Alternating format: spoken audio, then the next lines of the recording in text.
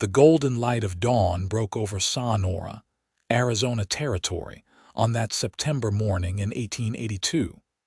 But Grace Sutherland barely noticed the beauty as she ran toward her burning hives, her heart pounding against her ribs like a trapped bird. Smoke billowed thick and black from the far corner of her property, where someone had deliberately set fire to 3 of her most productive bee colonies. She could hear the anguished hum of thousands of bees, their world collapsing around them as flames consumed the wooden structures that had taken her 2 years to build and maintain. Without thinking of her own safety, Grace grabbed the water bucket she kept near the well and ran toward the inferno. The heat hit her face like a physical blow, but she pushed forward, splashing water onto the nearest hive. The bees, confused and terrified, swarmed in chaotic patterns around her. She felt the first sting on her neck, then another on her wrist, but she could not stop. These bees were her livelihood, her only means of survival since her father had died the previous winter, leaving her alone on this small plot of land with nothing but his apiary knowledge and 20 hives of Italian honeybees. Another sting pierced through her sleeve, then 2 more on her face. The pain was sharp and immediate, but Grace kept throwing water, kept trying to save what she could. Her vision began to blur at the edges, though whether from smoke or the accumulating venom, she could not tell.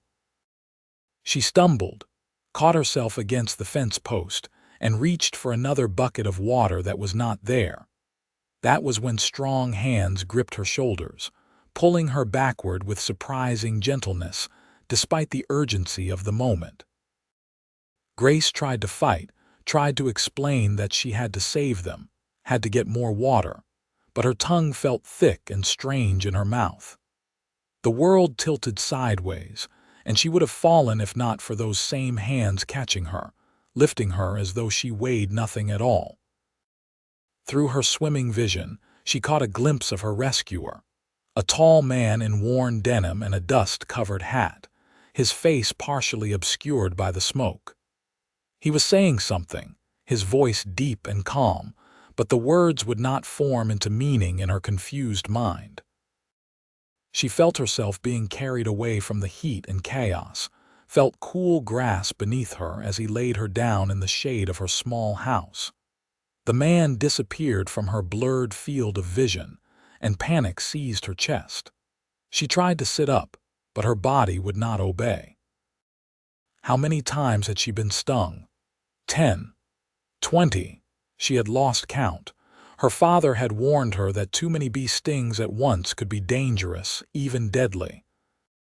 Her heart raced faster, which she knew was exactly what she should not allow to happen, as it would only spread the venom more quickly through her system. Then the man was back, kneeling beside her with a basin of water and clean cloths. His hat was off now, and she could see his face properly, strong-featured and weathered by sun and wind, with eyes the color of summer sky that held an unexpected kindness.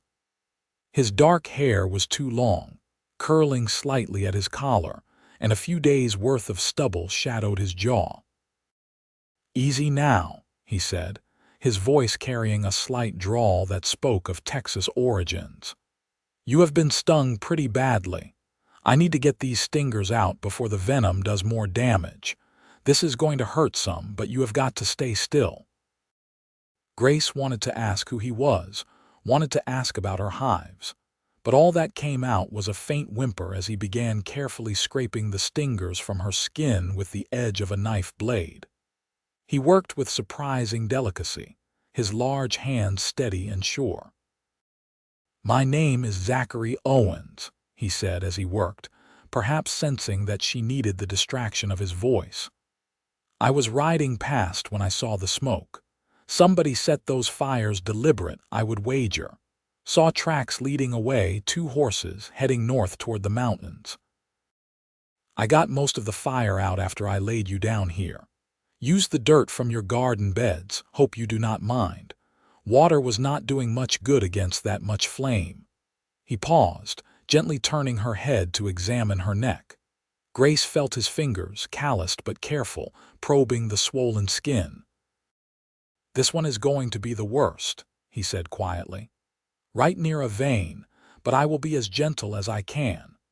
The pain when he removed that stinger made Grace gasp, and tears she had been holding back finally spilled down her temples. Zachary made a soft sound of sympathy and quickly moved to the next sting, working faster now, as if wanting to spare her as much suffering as possible.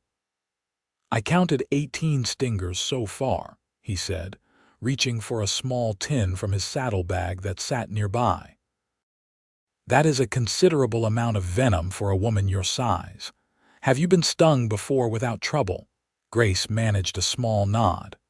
Her throat felt swollen, but whether from the stings or simply from fear and smoke inhalation, she was not certain. "Good." "That is good," Zachary said, opening the tin to reveal a pale paste that smelled of baking soda and something herbal she could not identify. "My mother kept bees back in Texas. She taught me about this. It will help draw out the venom and ease the swelling."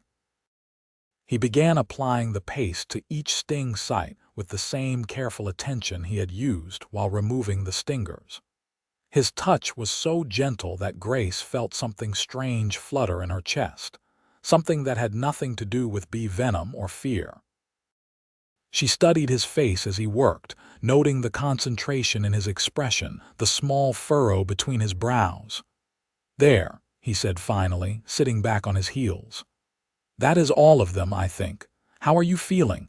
Can you speak?" Grace swallowed carefully, testing her throat. "Thirsty," she managed, her voice hoarse and scratchy. Zachary immediately reached for a canteen and helped her sit up enough to drink, supporting her shoulders with one arm while holding the water to her lips with his other hand. The water was cool and sweet, and Grace drank deeply, feeling some of the fog beginning to clear from her mind. "Thank you," she whispered when she had drunk her fill. "My bees, are they? Some survived," Zachary said honestly, easing her back down onto the grass. "The fire damaged 3 hives badly, but I saw plenty of bees flying around, looking for a place to land. They need new homes and they need them soon, or they will scatter and you will lose them entirely." Grace closed her eyes, fighting a wave of despair. She did not have money for new hives. She barely had money for food. The honey harvest was still weeks away, and she had been counting on that income to see her through the winter. Without those 3 hives, she would lose not only their production, but also the bees themselves if she could not provide them shelter quickly. "Do you have materials to build new hives?" Zachary asked, as if reading her thoughts. "Some," Grace admitted, opening her eyes to find him watching her with those kind blue eyes. "But I am not strong enough to do it quickly, and I do not think I will be in any condition to work for at least a day or 2. The bees will be gone by then." Zachary was quiet for a moment, his gaze drifting toward the smoking remains of the hives, then back to her face. "I can build them," he said finally. "If you tell me how your father constructed them, I can build new hives today. I have some experience with carpentry and I am not expected anywhere for a while." Grace stared at him, certain she had misheard. "You would do that? For a stranger?" Something shifted in his expression, a softness that made him look younger despite the weathering of his skin. "My mother would haunt me from her grave if I let bees die when I could save them," he said simply. "Besides, you are in no condition to do it yourself, and it seems to me that somebody around here wants to hurt you. I would not feel right riding off and leaving you alone and vulnerable." The implication of his words sent a chill through Grace despite the warm morning air. He was right. Someone had deliberately set fire to her hives, which meant someone wished her harm. The question was who and why. "I do not understand who would do this," she said, her voice shaking slightly. "I keep to myself." I sell honey to the general store and to some of the ranches around Sonora, but I have never had trouble with anyone." Zachary's jaw tightened. "Someone wants your land, maybe, or someone who does not like the idea of a woman running a business on her own. I have seen both kinds of meanness in my time." Grace knew he was probably right. Since her father's death, there had been a few men in town who had made it clear they thought she should sell the property and move somewhere more suitable for a woman alone. She had ignored them, determined to maintain her independence and honor her father's memory by keeping his beloved bees thriving. Perhaps someone had decided to force her hand. "I will not be driven off," she said, surprised by the strength in her own voice despite her weakened state. "This is my home. These are my bees." A slow smile spread across Zachary's face, transforming his serious features into something almost boyish. "I believe you," he said. "Now you rest here in the shade while I take a look at what I have to work with." "Do you have sketches or plans of how your hives are built in the house?" Grace said. "On the table, there is a notebook. My father drew everything out years ago. The design is based on the Langstroth hive, with some modifications he made for our climate here." Zachary nodded and rose to his feet with easy grace.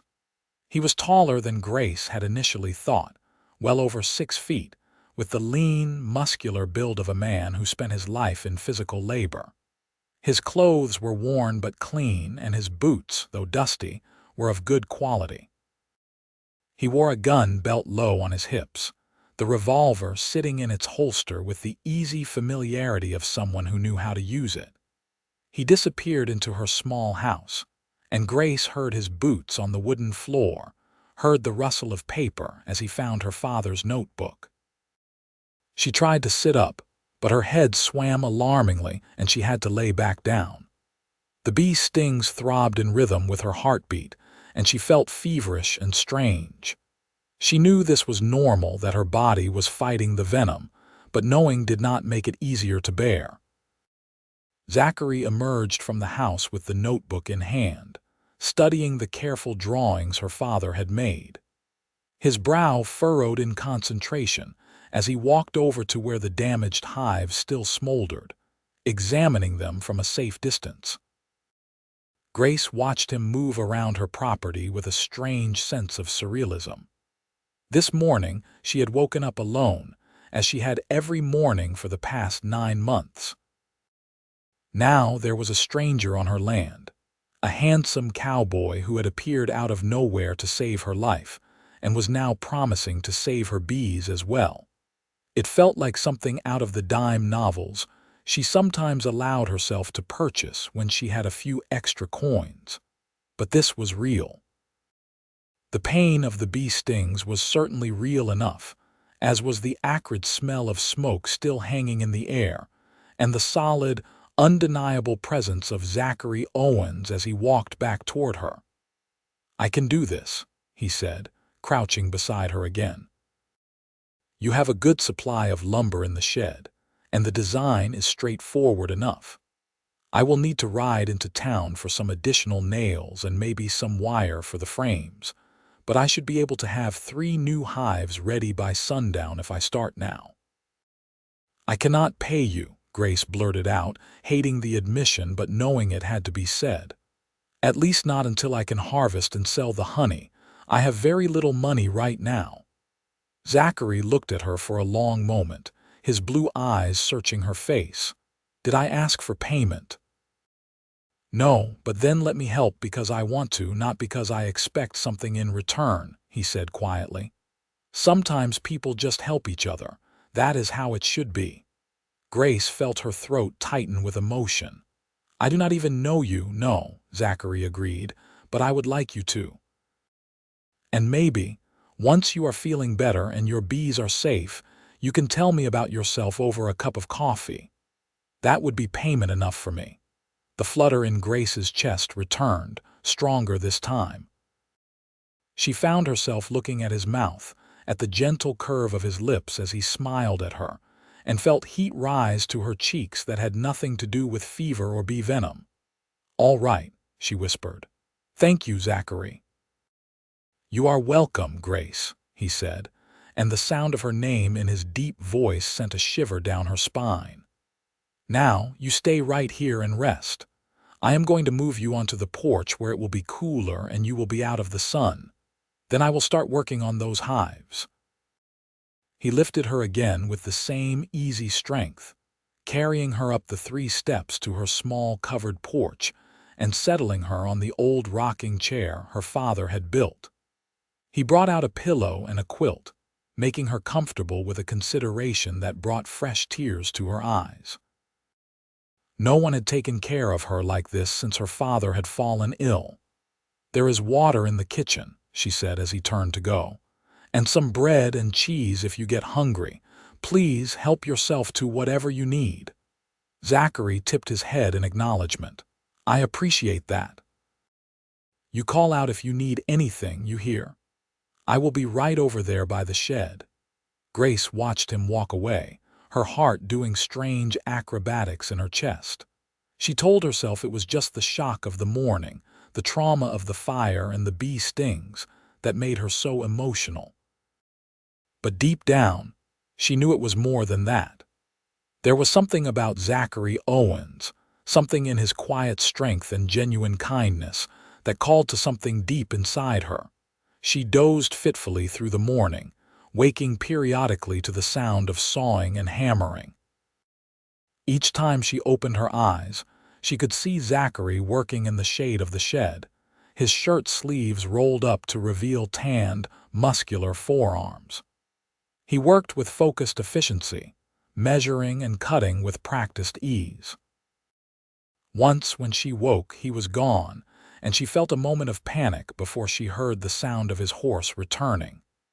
He had ridden to town for the supplies he needed, just as he had said he would. The afternoon sun was beginning its descent toward the western mountains when Grace finally felt strong enough to stand. Her body ached, and the bee stings were still swollen and tender, but the worst of the reaction seemed to have passed. She made her way carefully down the porch steps and over to where Zachary was working. He had already completed 2 of the hives and was putting the finishing touches on the 3rd.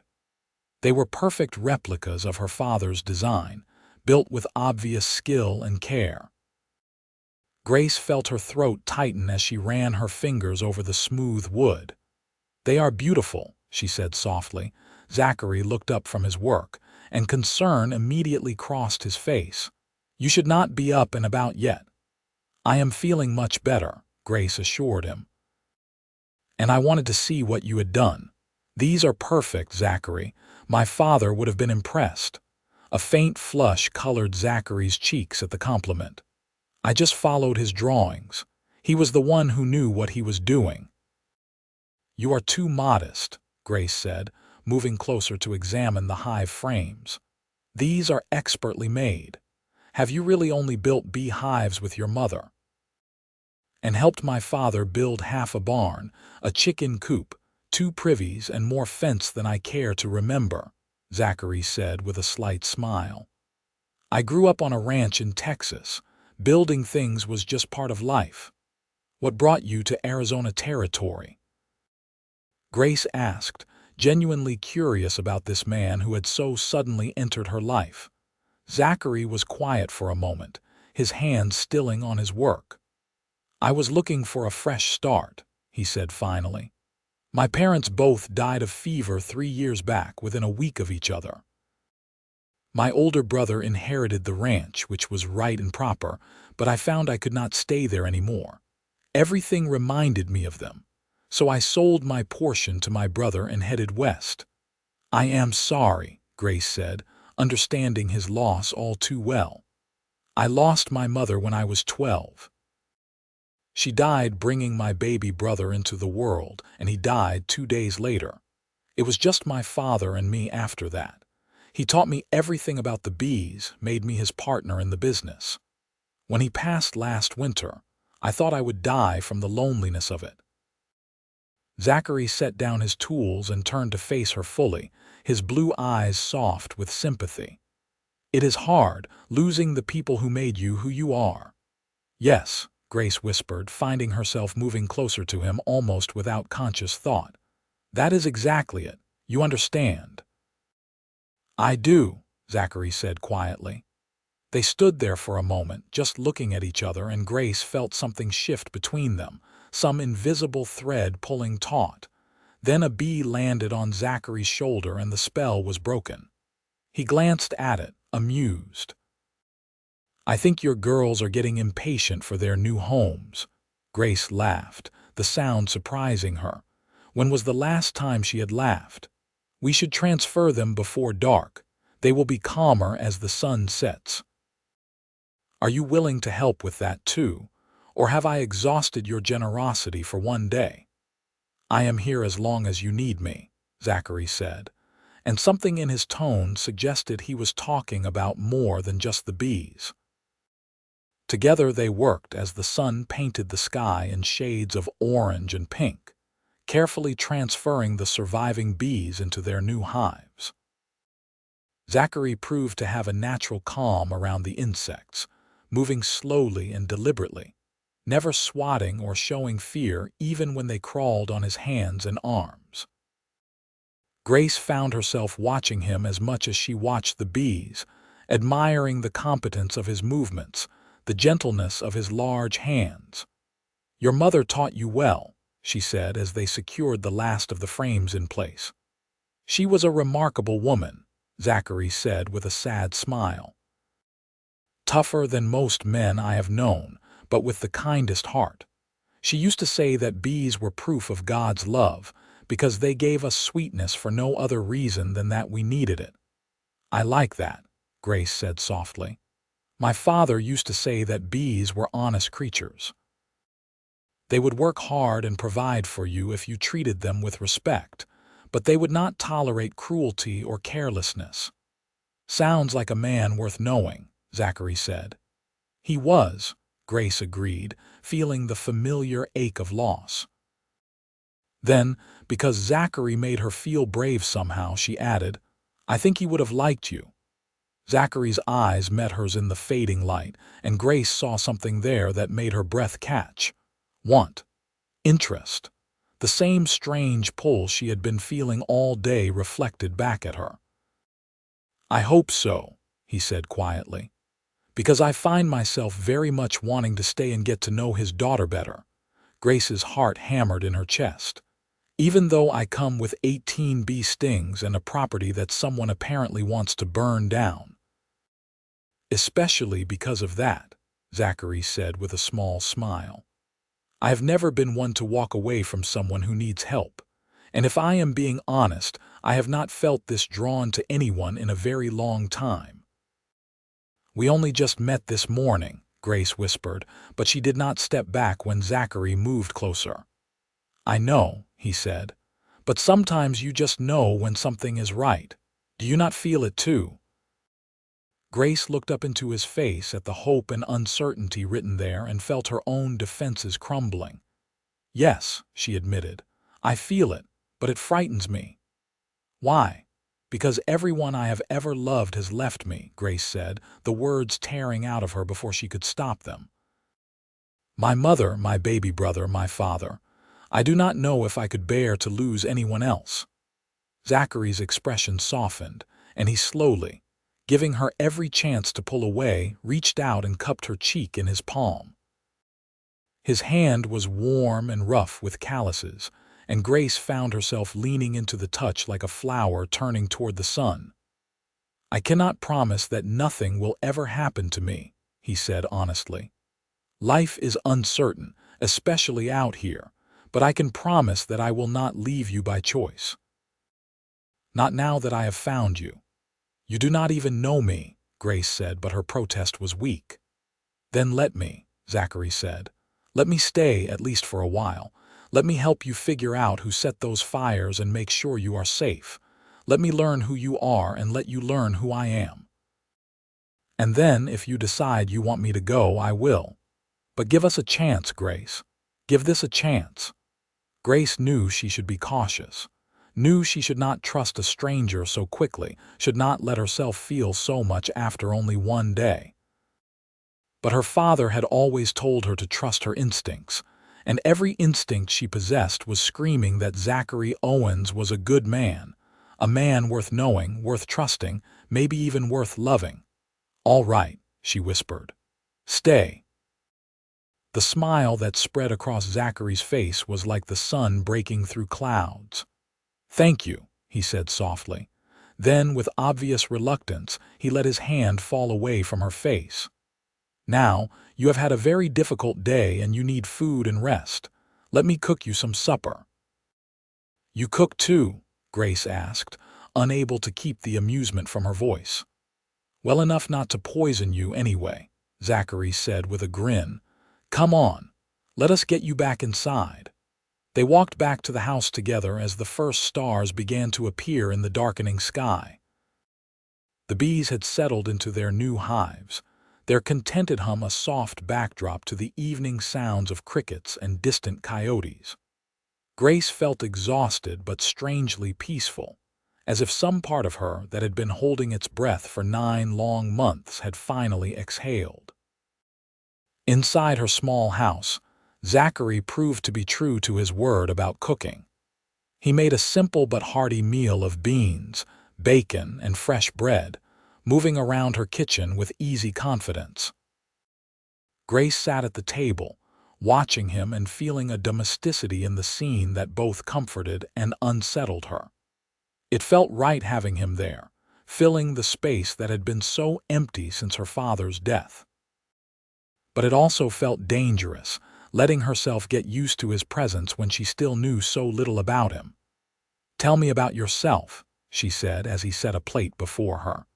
"Where were you headed when you saw the smoke this morning?" Zachary settled into the chair across from her, his long legs stretched out under the table. "Nowhere in particular, honestly. I have been working odd jobs around the territory for the past 6 months, trying to figure out what I want to do with the rest of my life. I worked on a ranch up near Prescott for a while, did some carpentry work in Phoenix, spent a month helping to build a new church in Tucson. I have been drifting, I suppose." "Are you running from something?" Grace asked carefully. "No," Zachary said, meeting her eyes steadily. "Just trying to find something worth stopping for." The implication hung in the air between them, and Grace felt heat rise to her cheeks. She focused on her food, taking a bite of the beans. They were surprisingly good, well seasoned and cooked just right. "This is delicious," she said. "You were being modest about your cooking skills." "My mother made sure both her sons could take care of themselves," Zachary said with a smile. "She said a man who could not cook or clean or sew a button was just a child in a grown body." Grace laughed. "I would have liked your mother." "She would have liked you too," Zachary said softly. "She admired women with grit and determination. She would have respected what you are doing here, keeping your father's legacy alive." They ate in comfortable silence for a few minutes, and then Grace asked the question that had been nagging at her all day. "Do you really think someone is trying to drive me off my land?" Zachary's expression grew serious. "I do. Those fires were set deliberately, and whoever did it knew what they were doing. They chose your most productive hives, the ones farthest from your house where you might not notice right away. They wanted maximum damage. But who would do such a thing?" Grace asked, setting down her fork as her appetite vanished. "I have lived here peacefully for over 2 years. Why now? Has anyone approached you about buying your property recently?" Zachary asked. Grace thought back over the past few months. "Thomas Greeley, who owns the big cattle ranch east of here, mentioned a few times that he would be interested in purchasing my land if I ever wanted to sell. He said it would be better suited to grazing than beekeeping. But he was not aggressive about it. He seemed almost kind in his way." "Anyone else?" The banker, Mr. Hoffman, suggested after my father died that I might want to sell and move into town where it would be safer for a woman alone. But again, he did not push. He just said to let him know if I changed my mind." Grace frowned, trying to remember if there had been anyone else. "Oh, and there was a land speculator from California who came through about a month ago. He was buying up properties all around Sonora, talking about the railroad coming through and how land values were going to soar. He offered me a very low price for my acreage, and when I refused, he seemed annoyed but not angry." "What was his name?" Zachary asked, his voice sharp with interest. "Morgan. Victor Morgan. He wore a very expensive suit and had a rather unpleasant smile." Zachary nodded slowly. "I have heard of him. He has a reputation for using unsavory methods to convince people to sell. There were some incidents up near Prescott, fires and vandalism targeting folks who refused his offers. Nothing was ever proven, but the pattern was there." Grace felt a chill run down her spine. "You think he was behind the fires today?" "I think it is worth considering," Zachary said, "but we should not jump to conclusions. It could also be someone from town who does not like the idea of a woman running a business. Or it could be random vandalism, though that seems less likely given how targeted the attack was." "What should I do?" Grace asked, hating the tremor of fear in her voice. Zachary reached across the table and took her hand, his grip warm and reassuring. "First, you should not be out here alone. I meant what I said earlier. I would like to stay if you will have me. I can sleep in the barn and help you with the bees and the property. I can also keep watch and make sure whoever did this does not come back to finish what they started." Grace knew she should hesitate, should consider the impropriety of having a man stay on her property, even if he was sleeping in the barn. But the truth was, she was frightened. The thought of being alone tonight, of lying in her bed wondering if someone was going to come back and burn down the rest of her hives or worse, was more than she could bear. "I would appreciate that," she said quietly. "More than you know." Zachary squeezed her hand gently before releasing it. "Good. Tomorrow, I will ride into town and ask around, see if anyone saw anything suspicious this morning. I will also let the sheriff know what happened. He should be aware that someone is targeting your property." "Sheriff Donovan is not particularly sympathetic to women's concerns," Grace said bitterly. "He made it clear after my father died that he thought I should sell out and move somewhere more appropriate. Then I will make sure he understands that this is not just about your concerns, but about arson and attempted destruction of property," Zachary said firmly. "That is a crime regardless of who owns the land." Grace felt a surge of gratitude so strong it brought tears to her eyes. "Thank you," she whispered. "I do not know what I would have done if you had not come along when you did." "I am glad I was here," Zachary said softly. His blue eyes held hers for a long moment, and Grace felt that pull again, that sense of something significant happening between them. After supper, Zachary insisted on cleaning up while Grace rested on the small sofa near the fireplace. She protested, but he was adamant, and truthfully, she was more exhausted than she wanted to admit. The bee sting still throbbed, and her body felt heavy and sluggish as it continued to fight the effects of the venom. She must have dozed off, because the next thing she knew, Zachary was gently shaking her shoulder, his face creased with concern in the lamplight. "Grace, you should get to bed properly," he said softly. "You will be stiff and sore if you sleep sitting up like this." Grace blinked up at him, momentarily disoriented. "What time is it?" "Near 9 o'clock. I have been making sure everything is secure outside, checking on the bees. They have all settled into their new hives nicely. You should be very proud of them. They are resilient." "Like their keeper," Grace murmured, then blushed at her own words. Zachary smiled. "Exactly like their keeper. Now, come on. Let me help you to your room." He offered his arm, and Grace took it, allowing him to steady her as she stood. Her legs felt wobbly, and she was grateful for his solid presence beside her. He walked her to the door of her small bedroom, then stepped back respectfully. "If you need anything during the night, anything at all, you call for me," he said. "I will be in the barn, but I am a light sleeper. I will hear you." "I will be fine," Grace said, though part of her wanted to ask him to stay closer, wanted the reassurance of his presence in the house. But that would be too much, too soon. She barely knew this man, no matter how right he felt. "Good night, Grace," Zachary said softly. He reached out and gently tucked a strand of hair behind her ear, his fingers lingering for just a moment against her cheek. "Sleep well." "Good night, Zachary," Grace whispered, her heart racing at the tenderness of the gesture. She watched him let himself out the front door, heard his footsteps crossing the yard toward the barn. Then she closed herself in her bedroom and leaned against the door, her hand pressed to her chest as if she could slow her pounding heart through sheer force of will. This was madness. She had known this man for less than a day. She should not be feeling this way, should not be thinking about the strength of his arms when he had carried her, the gentleness of his hands when he had tended her wounds, the warmth of his smile when he looked at her. But she was thinking about all of it, and more. She was thinking about how empty her house felt now that he had left it, and how nice it had been to sit across the table from someone at supper, to have conversation and companionship after so many months alone.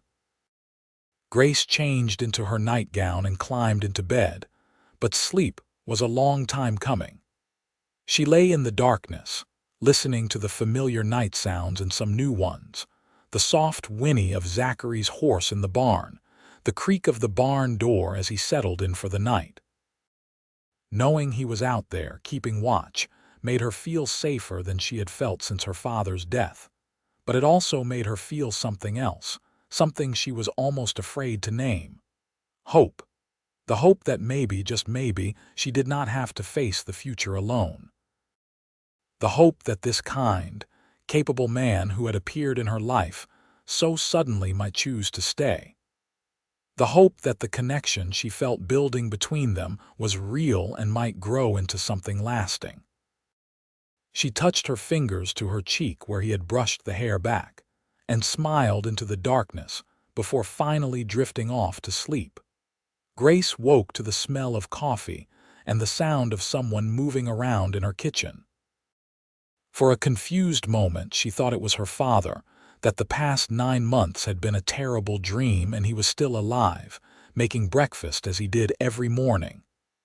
Then reality reasserted itself and she remembered.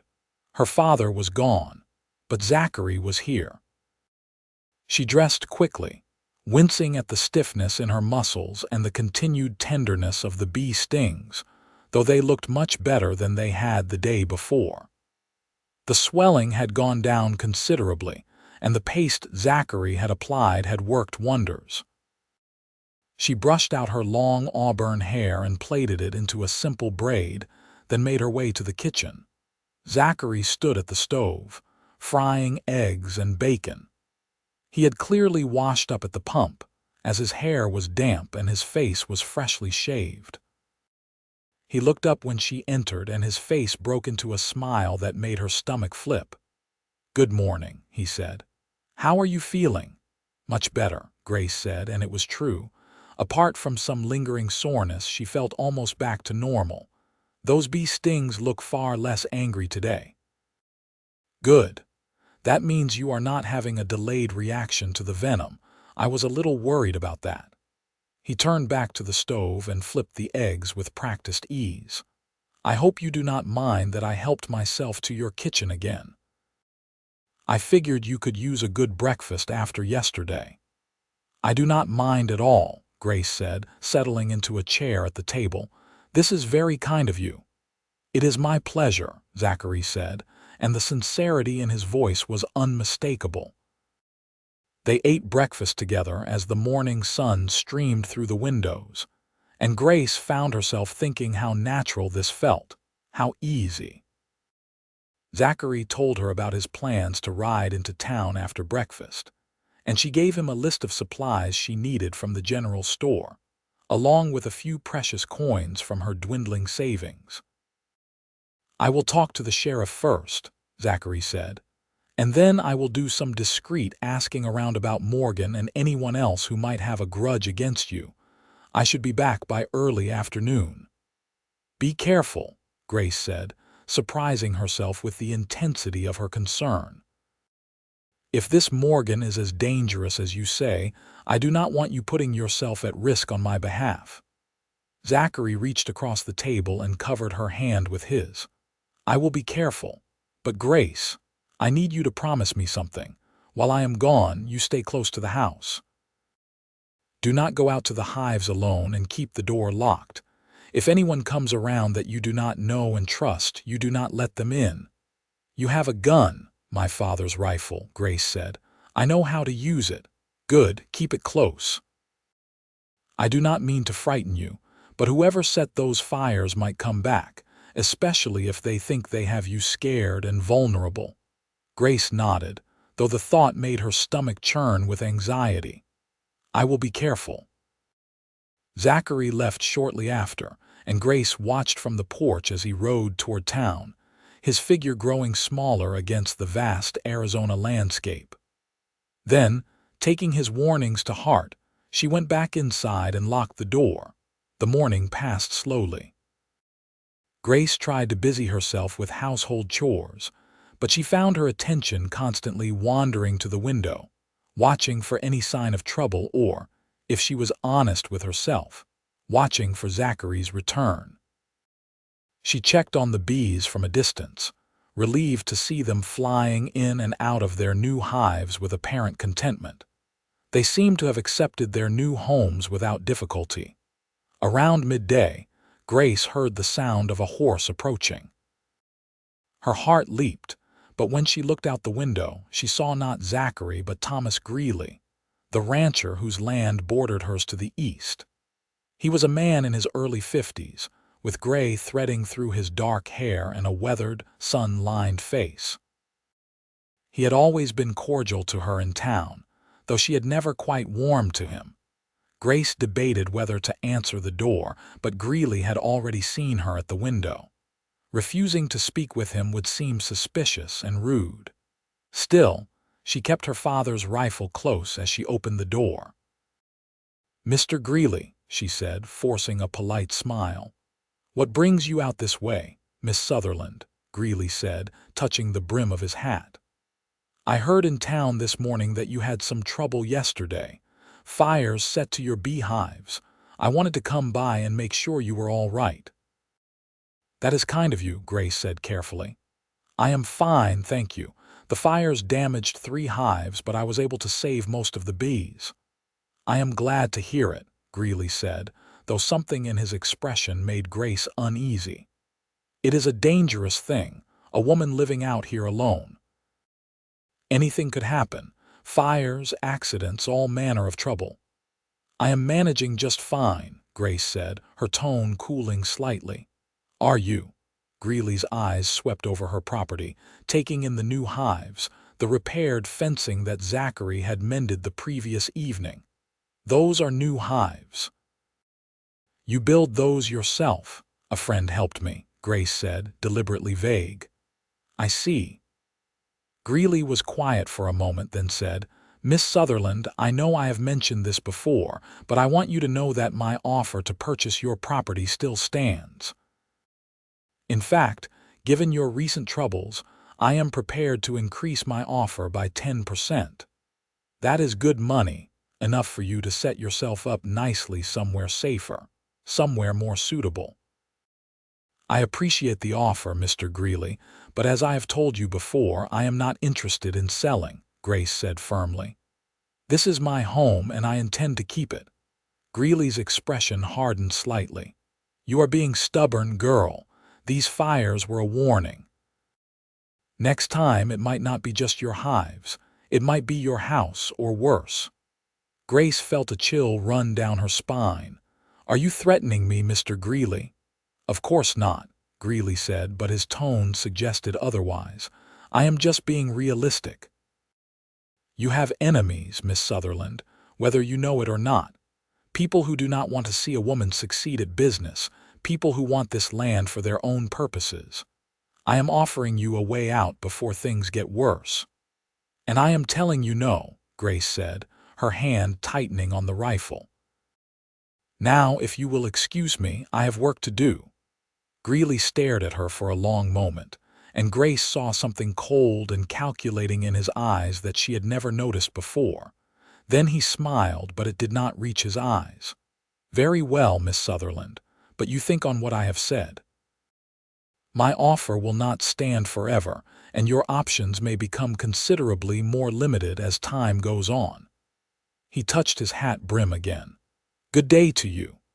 Grace watched him ride away, her heart pounding. Had Greeley just essentially admitted to being behind the fires? Or was he simply taking advantage of the situation to try to pressure her into selling? Either way, the encounter had left her shaken. She was still standing on the porch, trying to settle her nerves, when she saw another rider approaching from the direction of town. This time, it was Zachary, and the relief that flooded through her was almost overwhelming. She wanted to run to meet him, wanted to throw herself into his arms and tell him about Greeley's veiled threats. But she forced herself to remain composed, to wait on the porch as he rode up and dismounted. One look at her face, however, and Zachary knew something was wrong. What happened? He asked urgently, striding up the porch steps to stand before her. Grace told him about Greeley's visit, about the thinly veiled threats and the pressure to sell. As she spoke, she watched Zachary's expression grow darker and darker. He as good as admitted to being involved, Zachary said when she had finished. Or at the very least, he is trying to profit from someone else's crime. What did you find out in town? Grace asked. Zachary's expression was grim. Nothing good. The sheriff was about as helpful as you predicted. He took a report, but I could tell he had no intention of actually investigating. He more or less suggested that you had brought this trouble on yourself by insisting on staying out here alone. Of course he did, Grace said bitterly. But I did learn some interesting things from other people, Zachary continued. The general store owner, Mr. Patterson, mentioned that Victor Morgan has been back in town for the past week, staying at the hotel. He has been asking questions about who owns what property around Sonora, particularly land with water access.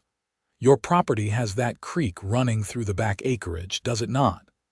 Yes, Grace said. It is a reliable water source, even in the dry season. My father chose this land partly for that reason. That would make it valuable to Morgan, Zachary said. But I also learned that Thomas Greeley has been having financial troubles. He overextended himself on some cattle purchases last year, and then a hard winter killed off a significant portion of his herd. He needs capital, and he needs it soon, or the bank is going to foreclose on his ranch. So he is desperate, Grace said slowly. Desperate enough to try to drive me off my land so he can buy it cheap and then resell it to Morgan for a profit. That would be my guess, Zachary said, though we still cannot prove anything. But I did some other asking around, and apparently Greeley was seen near your property early yesterday morning before the fires were set. He told people he was tracking a lost cow, but it is suspicious timing. Grace felt sick. What do I do, Zachary? If Greeley is desperate and Morgan wants my land, they are not going to stop. The fires were just the beginning. Zachary was quiet for a moment, his jaw working. Then he looked at her with an intensity that made her breath catch. You let me handle this. I am going to stay, Grace. I am going to stay right here and help you protect what is yours. And I am going to make it very clear to Greeley and Morgan and anyone else who might have ideas that you are not alone anymore. You cannot put your life on hold for me, Grace protested, even though the thought of him leaving made her chest ache. I am not putting my life on hold, Zachary said quietly. He reached out and cupped her face in his hands, his thumbs gently stroking her cheekbones. I am starting my life. Here. With you, if you will have me. Grace's breath caught in her throat. Zachary, we have only known each other for 2 days. I know, he said. And I know this is fast, maybe too fast. But Grace, I have been drifting for 3 years, looking for something without knowing what it was. Then I saw smoke rising from your property and rode to help, and I found you. Brave and stubborn and beautiful, fighting to save your bees even though you were being stung. And something in me just knew. This is where I am supposed to be. You are who I have been looking for. Tears filled Grace's eyes. I feel it too, she whispered. But it frightens me. I have lost everyone I ever loved. I do not know if I can bear to love someone else and risk losing them too. Then we will be brave together, Zachary said softly. We will face whatever comes, and we will face it side by side. I cannot promise that nothing will ever happen to me, but I can promise that I will fight with everything I have to stay by your side. Will you let me try? Grace looked up into his blue eyes, saw the sincerity and hope there, and felt her last defenses crumbling. Life was uncertain. Love was a risk. But what was the alternative? Living alone, keeping everyone at a distance for fear of loss until she withered and died inside. That was not living at all. Yes, she whispered. Stay, please stay. Zachary's face broke into a smile so bright and joyful that it transformed him. Then, slowly giving her every chance to pull away, he lowered his lips to hers. The kiss was gentle at first, almost tentative, as if he was afraid of breaking something precious. But when Grace sighed against his mouth and rose up on her toes to deepen the contact, his arms came around her, pulling her close against his chest. He kissed her with a tenderness that made her want to weep and a passion that set her blood on fire. Grace had been kissed before, a few fumbling attempts by boys in her youth, but nothing like this. This felt like coming home and setting off on an adventure all at once. When they finally pulled apart, both breathing hard, Zachary rested his forehead against hers. I have been wanting to do that since I first saw you, he admitted. Even covered in bee stings and half-conscious, Grace asked with a shaky laugh. Especially then, Zachary said, pulling back to look at her. You were the bravest thing I had ever seen. They stood there on the porch, wrapped in each other's arms until the sound of distant thunder reminded them that a storm was rolling in from the mountains. Zachary reluctantly released her and looked toward the darkening sky. We should check on the bees and secure anything that might blow away in the wind, he said. Arizona storms can be fierce. They worked together through the afternoon, preparing for the coming tempest. Zachary proved to be as competent with general ranch work as he was with carpentry and beekeeping. He secured the barn doors, moved some of Grace's tools under cover, and checked the new hives to make sure they were stable enough to withstand high winds. The storm broke just as they were finishing, rain coming down in sheets and lightning splitting the sky. They ran for the house, laughing as they got soaked in the few seconds it took to reach the porch. Inside, Grace quickly lit lamps as the afternoon turned dark as dusk, and they stood dripping on her kitchen floor, grinning at each other like children. I should go to the barn, Zachary said without much conviction, water dripping from his hair. You should stay here where it is dry, Grace countered. You can sleep on the sofa, it is only proper, given the storm. Zachary's eyes held hers, and she saw the question there. They both knew that her invitation was about more than just the storm, that they were crossing into new territory, testing the boundaries of this thing growing between them. If you are sure, he said quietly. I am sure, Grace said. They changed into dry clothes, and Grace made coffee while the storm raged outside. They sat together at the table, talking as the afternoon slipped into evening. Zachary told her more about his life in Texas, about growing up on the ranch, about his parents and his brother.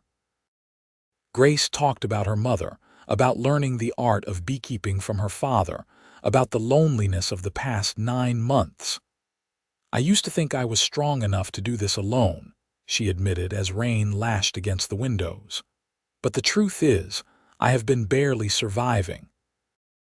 I was so focused on just getting through each day that I stopped thinking about the future, stopped imagining anything beyond the next honey harvest. You have made me realize how much I have been missing, how much I have been denying myself by keeping everyone at a distance." "We have both been running from pain," Zachary said, reaching across the table to take her hand. "But maybe it is time to stop running and start building something new." "I would like that," Grace said softly.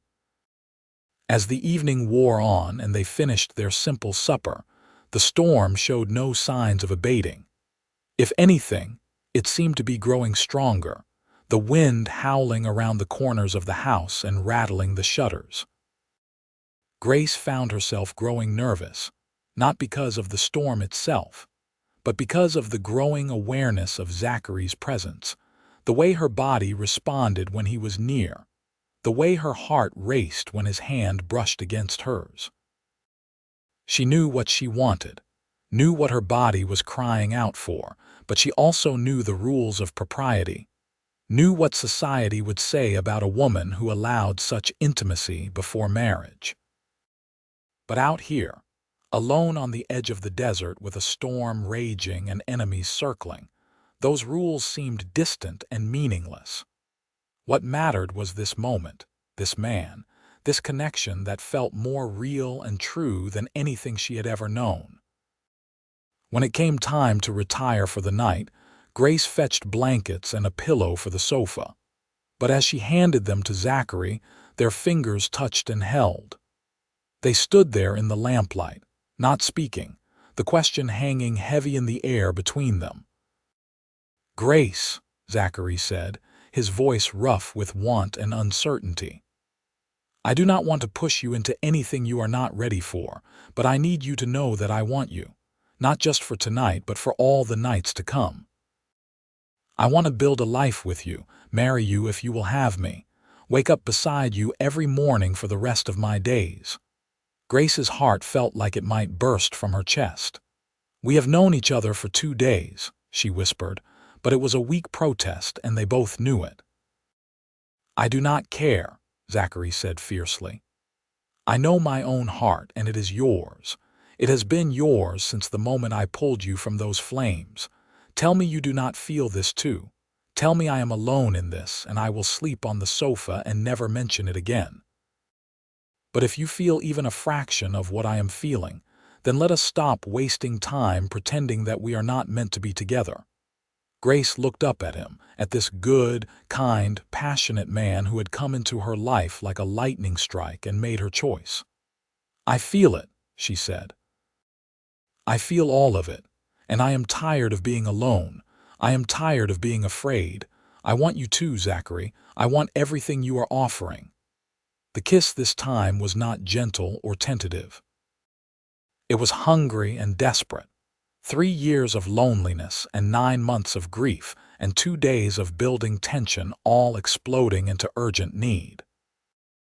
Zachary's hands were in her hair, scattering the pins that held her braid, and Grace was pulling at the buttons of his shirt, desperate to feel his skin against hers. They made it to her bedroom somehow, leaving a trail of discarded clothing in their wake. In the soft glow of the lamp Grace had carried with her, they came together with a passion that left them both trembling and gasping. Zachary was gentle despite his obvious need, careful with her, making sure she found her pleasure before taking his own. And when it was over, when they lay tangled together in her narrow bed with the storm still raging outside, Grace felt a peace settle over her that she had not known in years. "I love you," Zachary whispered against her hair. "I know it is too soon to say it, but I do not care. I love you, Grace Sutherland, and I am going to spend the rest of my life proving it to you."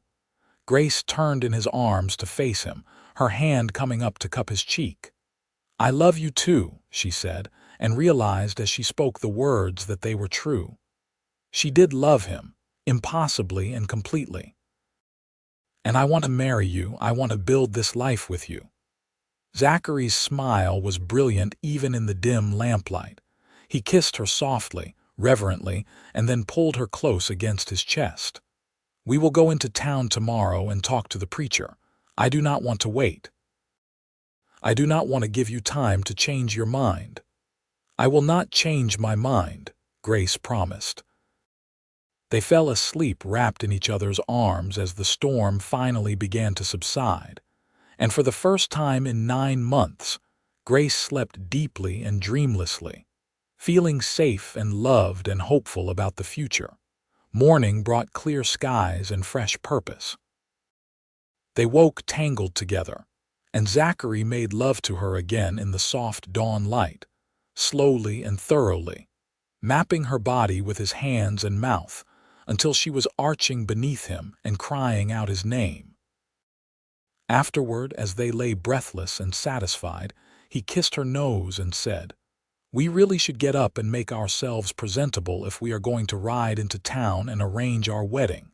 Grace laughed, feeling younger and lighter than she had in years. "Probably, yes. Though I am not sure I am ready to face the gossip that is going to follow this announcement." "Let them talk," Zachary said firmly. "We know the truth of what we feel. That is all that matters." They dressed and had a quick breakfast, then saddled both horses and rode toward Sonora together. Grace tried not to be nervous, but she knew how the town would react to her sudden engagement to a man who had only arrived 2 days ago. There would be speculation and judgment, whispers behind hands about unseemly haste and questionable morals. But when she glanced over at Zachary, riding tall and confident beside her, she found she did not care. Let them talk. She was happy, truly happy, for the first time since her father's death. Their first stop was the small church at the edge of town, where Reverend Phillips presided over a flock of about 50 faithful souls. The Reverend was a kind man in his 60s, with wispy white hair and gentle eyes. He had known Grace since she was a child and had conducted her father's funeral service. When they explained their desire to be married as soon as possible, Reverend Phillips raised his eyebrows but did not comment on the haste. "Have you given this proper thought, Grace?" he asked gently. "Marriage is a sacred commitment, not to be entered into lightly." "I have given it all the thought I need, Reverend," Grace said firmly. "I know my own heart, and I know that Zachary is the man I want to spend my life with." Reverend Phillips looked at Zachary assessingly. "Young man, what are your intentions toward Miss Sutherland? Can you provide for her? Protect her?" "I can and I will," Zachary said. "I have savings from the sale of my portion of my family's ranch in Texas, enough to invest in Grace's beekeeping business and expand it. I am a hard worker, and I will do whatever it takes to make sure Grace is safe and cared for. I love her, Reverend, and I will honor that love every day of my life." The Reverend was quiet for a moment, then smiled. "Very well. I will marry you. How about Saturday? That gives you 3 days to prepare and allows me to post the banns as is proper." Grace had hoped for sooner, but she knew the Reverend was already bending the rules by agreeing to such a quick wedding. "Saturday would be wonderful. Thank you, Reverend Phillips." As they left the church, Grace felt giddy with excitement. 3 days. In 3 days she would be Mrs. Zachary Owens. She would have a partner in life and business, someone to share the burdens and the joys. She would not be alone anymore. Their next stop was the general store, where Grace needed to pick up the supplies she had been unable to afford on her last visit. The store was moderately busy, and Grace could feel eyes on them as they entered, could hear the whispers starting. News traveled fast in a small town, and apparently word of Zachary's presence at her property had already spread. Mr. Patterson, the store owner, greeted them with a knowing smile. Miss Sutherland, Mr. Owens, what can I do for you today? Grace gave him her list, trying to ignore the stares and whispers from the other customers. One of them was Mrs. Henderson, the banker's wife and the biggest gossip in Sonora. Grace could practically feel the woman's curiosity burning into her back. As Mr. Patterson gathered their supplies, Mrs. Henderson sidled over, her eyes bright with malicious interest. Miss Sutherland, I heard you had some trouble at your place the other day. Fires, was it? Yes, Mrs. Henderson, Grace said evenly. Someone set fire to 3 of my hives.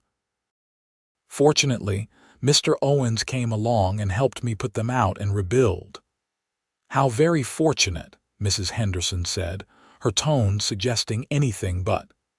And Mr. Owens is staying at your property, I understand. How very modern of you. Before Grace could respond, Zachary stepped forward, placing himself slightly between her and Mrs. Henderson. Actually, madam, Miss Sutherland and I are engaged to be married. The wedding is this Saturday at the church. You are welcome to attend if you would like to wish us well. Mrs. Henderson's eyes widened in shock, and Grace could see her mentally calculating the implications, the timeline, the gossip potential. Engaged? My goodness, that was quick. You have only been in town for a few days, Mr. Owens. When you know, Zachary said with a pleasant smile that did not quite reach his eyes. I am a very fortunate man. Mrs. Henderson looked like she wanted to say more, but Mr. Patterson chose that moment to return with their supplies, effectively ending the conversation.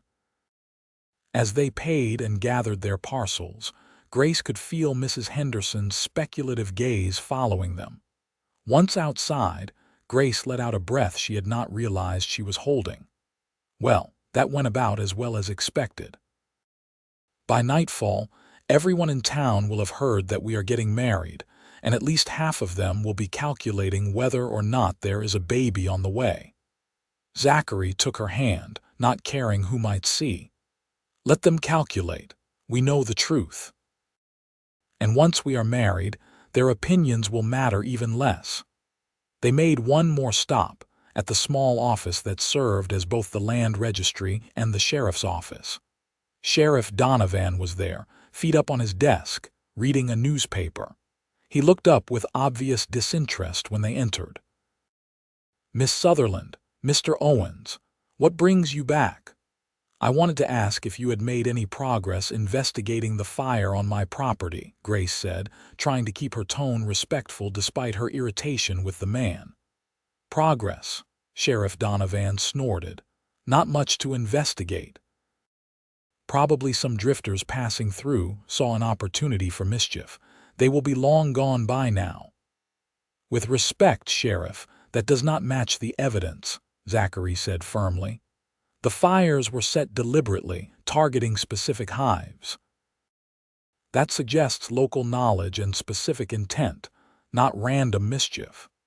Well, that is your opinion, Sheriff Donovan said dismissively. I have been sheriffing in this town for 15 years, and I know mischief when I see it. What about the fact that Thomas Greeley was seen near Miss Sutherland's property the morning of the fire? Zachary pressed. And that he showed up the very next day trying to pressure her into selling? Sheriff Donovan's expression hardened. You are accusing a respected member of this community of arson. That is a serious charge, Mr. Owens. You had better have proof to back it up, or you might find yourself in legal trouble. I am not accusing anyone, Zachary said evenly. I am simply suggesting that you investigate all possibilities instead of dismissing the incident as random mischief. I will investigate as I see fit, Sheriff Donovan said coldly. Now, if you do not have anything else, I have work to do. It was a clear dismissal, and Grace knew they would get nothing more from the man. She took Zachary's arm and led him outside before the confrontation could escalate. He is either incompetent or he is in someone's pocket, Zachary said once they were out of earshot. Either way, We cannot count on him for help." "I know," Grace said wearily. "My father tried to get help from him a few times over the years when we had problems with rustlers or vandalism. He was never interested unless it involved one of the big ranchers or businessmen in town." "Then we will handle this ourselves," Zachary said with determination. "But first, let us get these supplies back to your place and start making plans for this wedding." The ride back to Grace's property was pleasant. The morning sun warm but not yet oppressive. The sky a brilliant blue dotted with white clouds.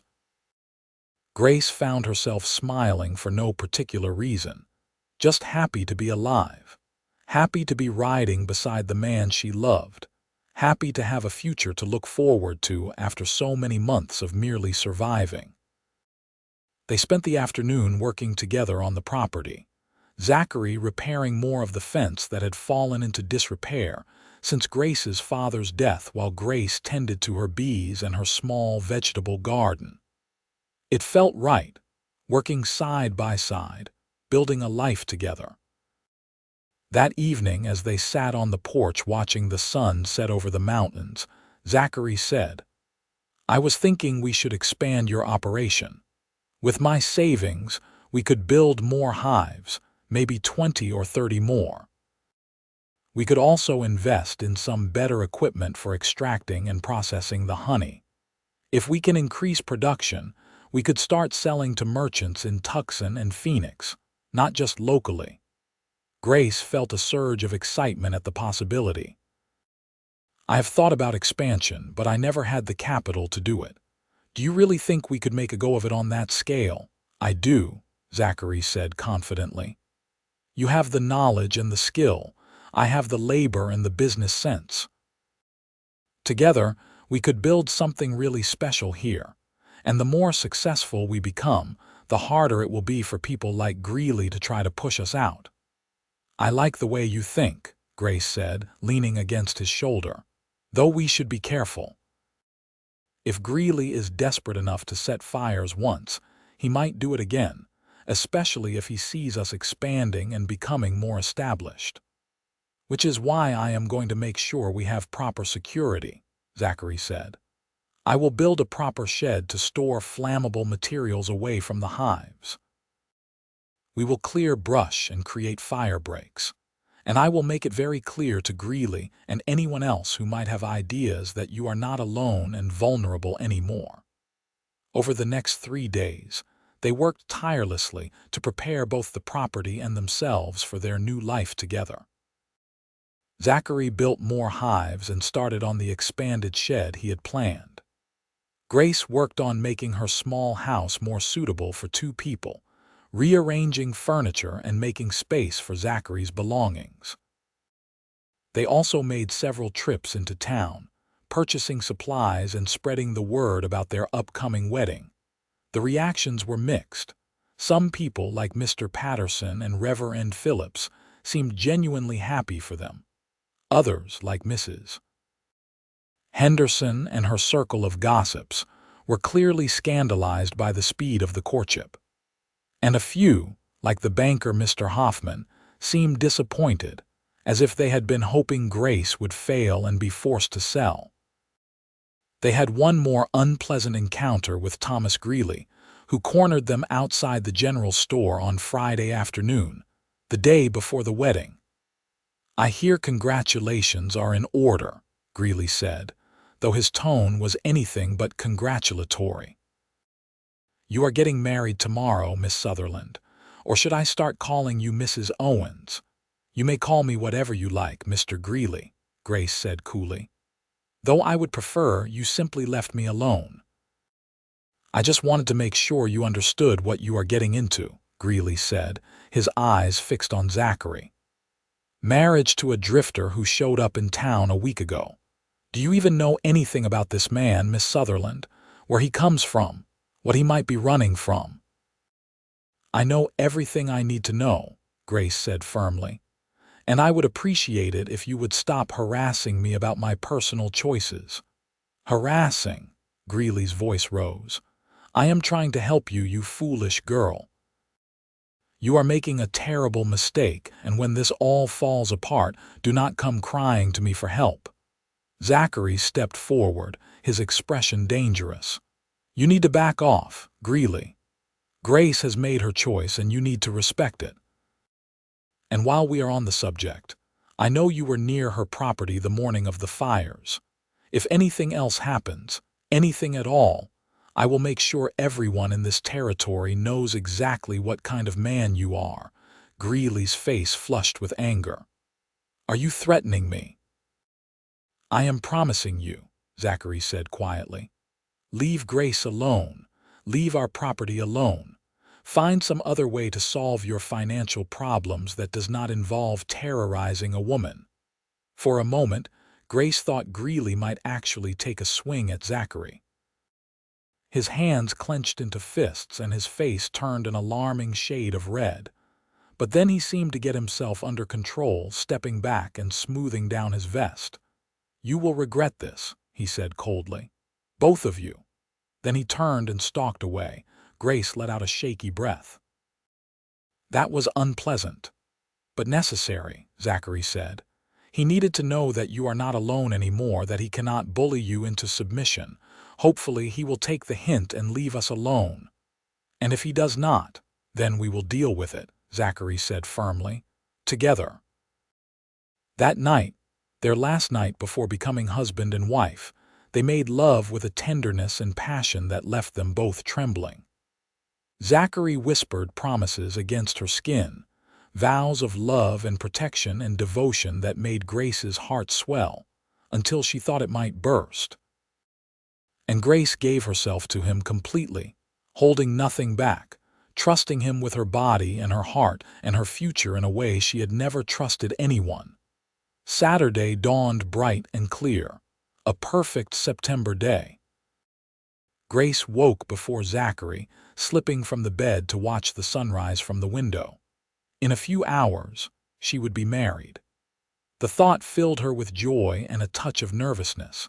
It was such a big step, committing her life to someone else after being alone for so long. But when she looked back at Zachary, still sleeping peacefully in her bed, his dark hair tousled and his face relaxed and young looking in sleep, she knew she was making the right choice. He woke a few minutes later, and they made love again, slowly and sweetly, as if sealing the promises they would make to each other later that day. Then they rose and began preparing for the wedding. Grace had purchased a simple but pretty dress for the occasion, a pale blue cotton that brought out the color of her eyes. She wore her mother's pearl earrings, the only jewelry she owned, and pinned her hair up in a style that was both elegant and practical. When she looked at herself in the small mirror, she barely recognized the woman staring back at her. She looked happy. She looked hopeful. She looked loved. Zachary wore his best clothes, a dark suit he had purchased in town earlier in the week. He looked devastatingly handsome, and when he saw Grace in her wedding dress, his face lit up with such joy and love that it brought tears to her eyes. "You are beautiful," he said, his voice rough with emotion. "The most beautiful thing I have ever seen." They rode into town together, their horses side by side, and met Reverend Phillips at the small church. To Grace's surprise, there were quite a few people waiting outside, including Mr. Patterson and his wife, several of the ranch families Grace sold honey to, and even a few of the town women she had thought disapproved of her hasty marriage. Mrs. Patterson came forward with a small bouquet of wildflowers. "For you, dear," she said kindly. "Every bride should have flowers." Grace accepted them with gratitude, touched by the gesture. Maybe not everyone in town was against them after all. The ceremony itself was simple and brief, but deeply meaningful. Grace and Zachary stood before Reverend Phillips and pledged their lives to each other, promising to love and honor and cherish through all the days to come. When the Reverend pronounced them husband and wife and Zachary kissed her, Grace felt like her heart might actually take flight. After the ceremony, several of the townspeople came forward to offer their congratulations and well wishes. Mr. Patterson had even organized a small reception at his store, with cake and lemonade and good cheer. It was not the grand wedding Grace might have dreamed of as a girl, but it was perfect in its own way, surrounded by people who genuinely cared about her happiness. The only shadow on the day was the conspicuous absence of certain people, Thomas Greeley chief among them. Grace tried not to let it bother her, but she could not shake the uneasy feeling that Greeley was not done trying to drive them off her land. As if reading her thoughts, Zachary leaned close and whispered, "Do not worry about him today. Today is about us, about starting our new life together. Whatever challenges come, we will face them tomorrow." Grace nodded and let herself relax into the joy of the moment. He was right. Today was for celebration, for happiness, for hope. They rode back to the property as the sun was setting, now officially husband and wife. As they dismounted and Zachary swept her into his arms to carry her over the threshold of what was now their home, Grace laughed with pure delight. "Welcome home, Mrs. Owens," Zachary said, setting her down gently and kissing her thoroughly. "Welcome home, Mr. Owens," Grace replied, her heart so full she thought it might overflow. That night, they celebrated their union in the privacy of their bedroom, exploring each other with the freedom and joy of married lovers. And later, as they lay tangled together in the darkness, Zachary said, "I want to build you a bigger house. This one is fine for now, but I want to give you a real home, with multiple rooms and a proper kitchen and a porch where we can sit and watch our children play." "Children," Grace said softly, her hand moving to rest on her flat stomach. "If you want them," Zachary said quickly. "I know we have not talked about it, but I would love to have a family with you. Sons and daughters who can learn about the bees and help us build this business into something we can pass down to them." "I want that too," Grace said, surprised by how much she meant it. She had not allowed herself to think about children in a long time, had convinced herself that motherhood was not in her future. But now, with Zachary beside her, it seemed not only possible but inevitable. "I want all of it. The house, the children, the future. I want to build a life with you that our children and grandchildren will be proud of." Zachary pulled her closer, pressing a kiss to the top of her head. "Then that is exactly what we will do."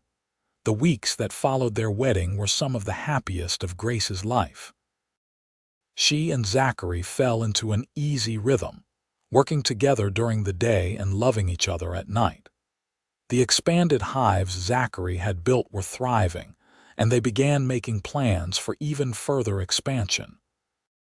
Zachary proved to have a natural head for business, negotiating contracts with merchants in Tucson and Phoenix that would give them access to much larger markets than Grace had ever been able to reach on her own. They also began work on the new house Zachary had promised, clearing land and laying the foundation for a structure that would be nearly twice the size of the current cabin. Grace spent hours sketching out ideas for the layout, dreaming of the life they would build within those walls. But their happiness was not without its challenges. There were several more incidents of vandalism on the property, small things like broken fences and overturned water troughs, that seemed designed more to harass than to cause serious damage. They could never prove who was responsible, but Grace had little doubt that Greeley was behind it, trying one last time to make their lives difficult enough that they would give up and leave. But they did not give up. Every time something was broken, they fixed it, often making it stronger than before. Every time Greeley or his men tried to intimidate them, Zachary stood firm, making it clear that they were not going anywhere. And slowly, the incidents began to taper off, as if Greeley had finally realized he was fighting a losing battle. Then, in late November, Victor Morgan left town abruptly. his land speculation scheme apparently having failed to gain the traction he had hoped for. Word was that he had moved on to California, looking for easier marks. With Morgan gone, whatever financial incentive Greeley might have had to acquire Grace's property disappeared, and the harassment stopped entirely. Winter came, mild by most standards but cold enough that Grace and Zachary spent their evenings huddled by the fire, making plans for the spring and dreaming about the future. It was during one of these evenings, as Grace sat on the sofa with her feet in Zachary's lap while he rubbed them after a long day of work, that she realized her monthly courses were late. Very late. She did not say anything at first, not wanting to get Zachary's hopes up in case she was wrong. But when another week passed and still nothing, she finally allowed herself to believe it might be true. She might be carrying Zachary's child. She told him on Christmas Eve, as they sat together watching the snow fall outside their window, a rare sight in the Arizona desert. She had made him a new shirt for Christmas, and he had crafted her a beautiful wooden box for storing her beekeeping tools. But her real gift was the news she whispered against his ear as he held her close. "Zachary, I think I am pregnant." He went very still, then pulled back to look at her face, his eyes searching hers. "Are you sure?" "Not completely, but I am nearly 2 months late, and I have been feeling strange in the mornings. I think it is real." The smile that spread across Zachary's face was brighter than the sun. He let out a whoop of joy and lifted her into his arms, spinning her around until she was laughing and begging him to put her down before he made her dizzy. "We are going to have a baby," he said, his voice filled with wonder. "Grace, we are going to be parents." "Yes," she said, tears of joy streaming down her face. "We are going to have a family." Zachary set her down gently, then dropped to his knees and pressed his face against her still flat stomach. "Hello in there," he said softly. "I am your father, and I already love you more than you can possibly know. I am going to take care of you and your mother and give you the best life I can. That is a promise." Grace ran her fingers through his hair, her heart so full she could barely breathe. This was everything she had never dared to hope for. A husband who loved her, a child on the way, a thriving business, a home. She had gone from being alone and scared and barely surviving to having more blessings than she could count. And it had all started with a fire with bee stings, with a cowboy who had stopped to help a stranger in need. The pregnancy progressed smoothly, and by spring, Grace's belly was round and prominent. She had to give up some of the heavier work around the property, which frustrated her.